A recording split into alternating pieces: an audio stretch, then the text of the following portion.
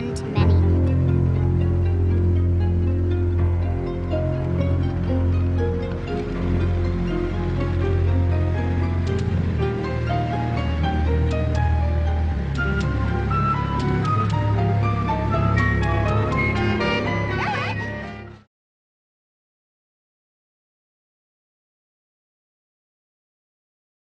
Hi everyone, I'm Rin, a VTuber for the Afterschool specialist. Let's take a moment to address the 4 types of drinkers and their motivations for drinking. First, the social drinker. Social drinking may be about increasing the amount of fun you are having with your friends.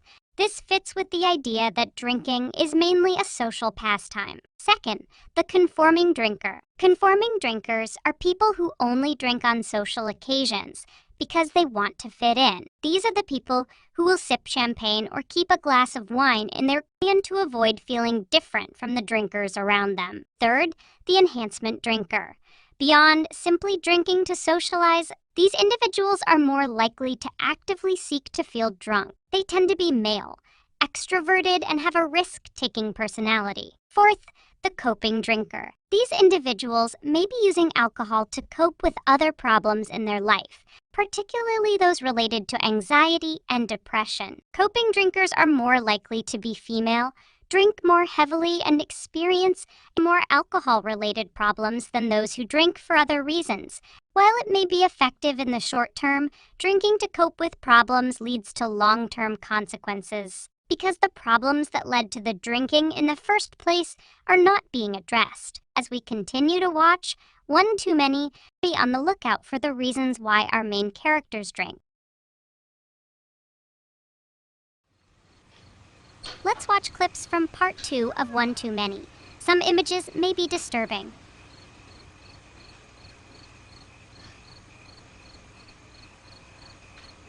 Annie made it home safely, somehow. Mom, have you been drinking? Annie is clearly intoxicated. Yeah, it was Eric's birthday. We had some champagne.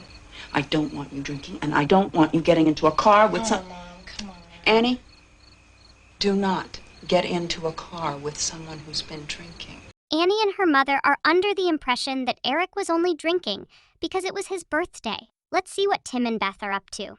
The last time Tim saw Beth, she slammed a door in his face. I think your friend has a problem. I think he drinks too much.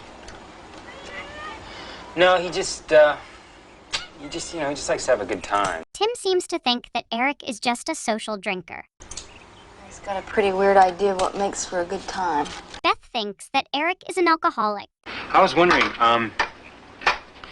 if you're not too busy, you wanna... We're all going up to the lake. If you're worried about Eric, don't. No. It's just a picnic. Nobody's gonna be drinking or anything. Unfortunately, Tim spoke too soon. At the picnic, Eric opens up to Annie about his parents. So don't you want to go to college? My parents want me to. That's all they ever talk about. How hard they've worked.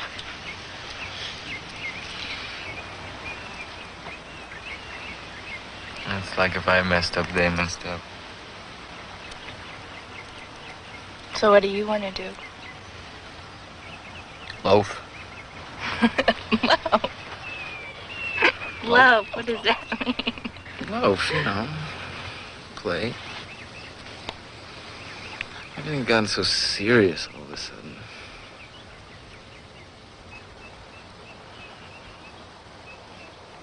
How am I supposed to figure out what I'm supposed to do with the rest of my life? This scene is pivotal. Eric confesses that he is struggling to meet his parents' expectations about college and his future. How am I supposed to do that? After talking about his parents' expectations, Eric starts to drink. Okay, let's go. That's it. Oh, wait a minute. I want to get beer.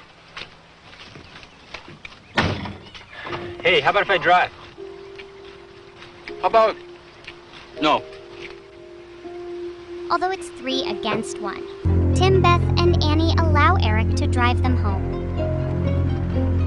Eric continues to put himself in physically hazardous situations by drinking and driving.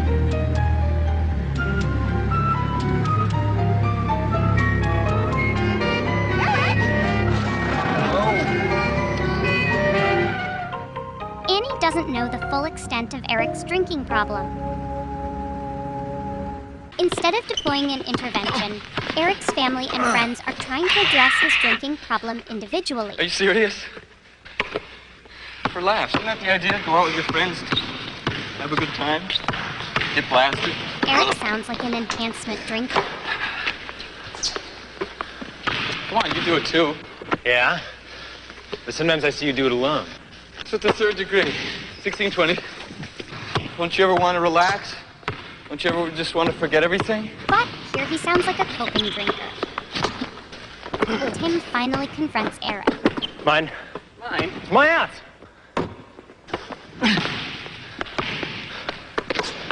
Come on, man, what's your problem? Problem is you keep talking, let's go. Look, you're ripping into a six-pack like 20 minutes after school every day.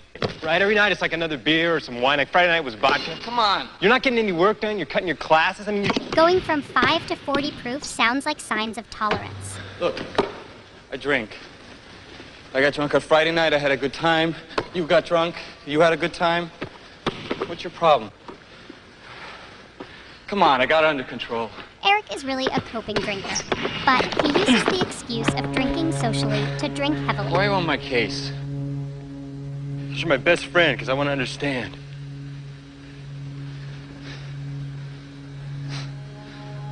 Don't waste your time. Let's see how Annie does. Hi. Hi. I called you last night. Your dad said you were out.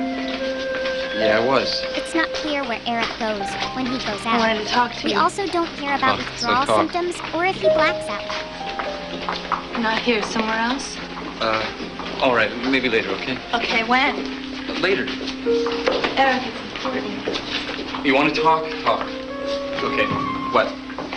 Eric, what's the matter with you? There's nothing the matter with me. Listen, why does everyone think there's something wrong with me?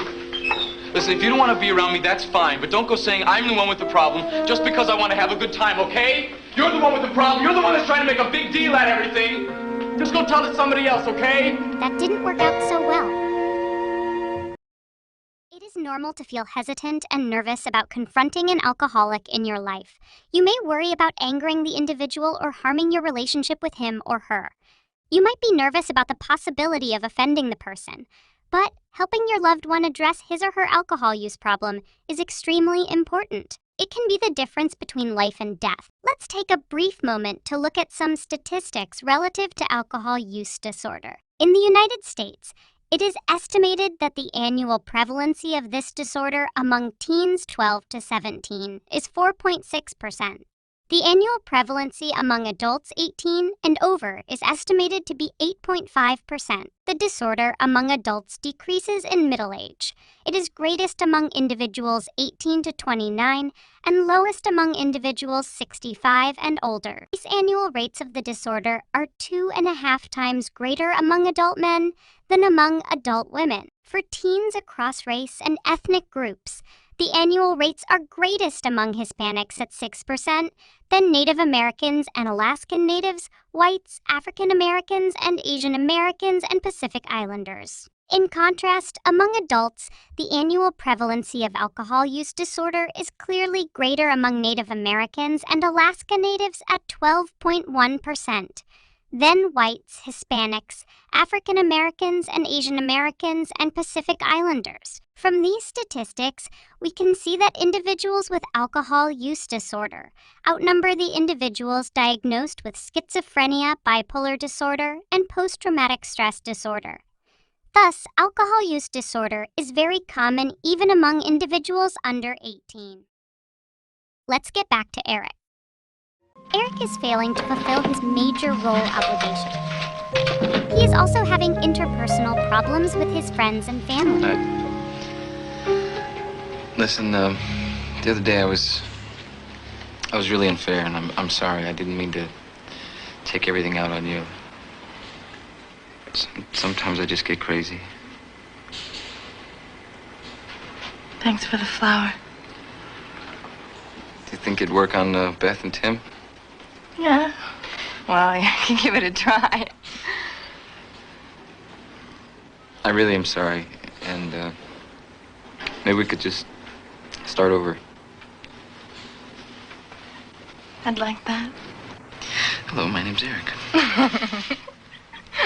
Eric was in a good mood until... Eric, What's the matter? I want an explanation.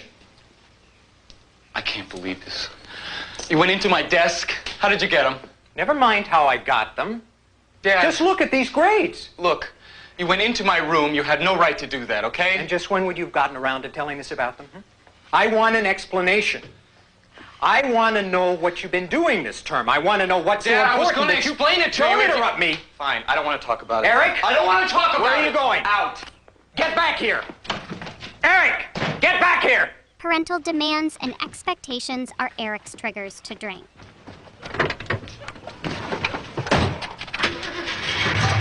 Eric? Eric's home life is the key to his drinking. When his parents make demands on him, Eric uses his car to physically escape, and then he drinks to mentally escape. Tonight was supposed to be Eric's attempt to start over with Tim and Beth. Instead, he is drunk after the confrontation with his father. And $1 million before that. You got me on the roof, didn't it? Yeah, I almost got you killed, too. Hey, you want for a beer? Tim? Tim is a social drinker. Beth is a non-drinker. Beth? Annie?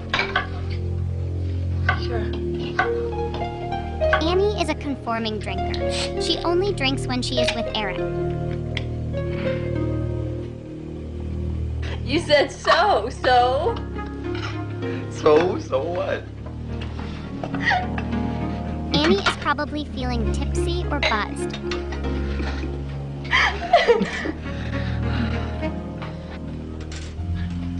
Every time. This happens every single time. Look, just forget him, all right? Forget him. Let me help. Forget him. Hey, Tim. It was really, great. Oh, how would you know? You're always too drunk to taste anything. Beth, what is your problem? There's nothing wrong with me. You said you wanted to try, so why are you doing this? Why are you doing this?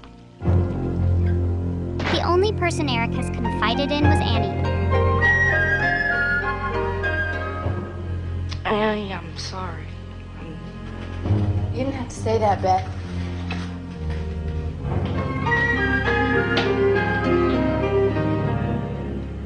Why does this always happen? Look, I just want to get out of here, okay? Eric, please. Please what? I just want to go. Okay, we don't have to stay here. Let's walk somewhere. I don't want to Okay, walk anywhere. I just don't want to care. go, all right? Eric, you've had too much. Maybe I drive better like that. Eric, please. I want to go. Do you want to stay or not? I don't care. Okay, fine, I'm leaving. Annie, give me the keys to my car. Give me the keys to my car. All right, we'll go, but I'm driving. Okay, fine. Buzzed driving is drunk driving.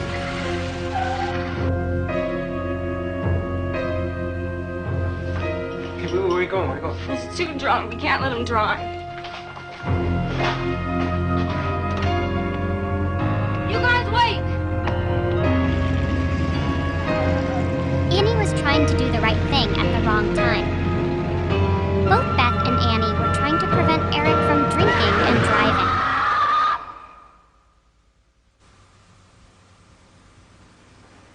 Don't you see? I killed her. I killed my best friend, and there's nothing I can do about it.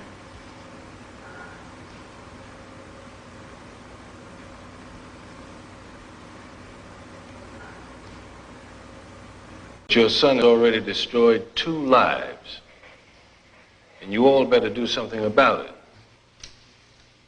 Eric is still in shock. Thus, this would be the best time to have a frank and honest conversation about his drinking.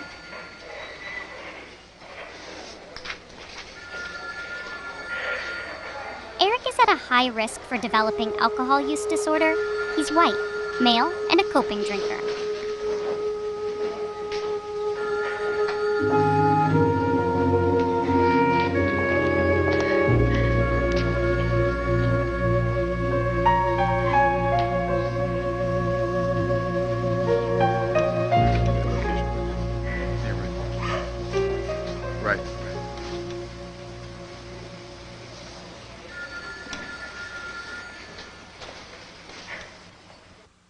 Let's return to the diagnostic criteria for alcohol use disorder. Based on observing Eric's behavior and the additional information provided by Tim, Annie, and Eric's father, it appears Eric would fulfill the criteria for alcohol use disorder. Severity of the disorder is defined as mild, the presence of 2 to 3 symptoms, moderate, the presence of 4 to 5 symptoms, and severe, the presence of 6 or more symptoms. At this time, Eric would most likely be placed in the moderate range. It currently appears that Eric is an enhancement and coping drinker. He not only enjoys the sensation of feeling drunk, but also he uses alcohol to cope with stress and anxiety. His stress trigger appears to be coming from his parents' expectations. His anxiety trigger appears to stem from all of the ramifications of entering adulthood. With additional information or further observations, such as assessing the quantity of alcohol consumed and learning more about withdrawal symptoms, the severity of his disorder could be upgraded to the severe category. If you have had any additional comments on Eric, Annie, or alcohol use disorder, please leave a comment below. Thank you for watching.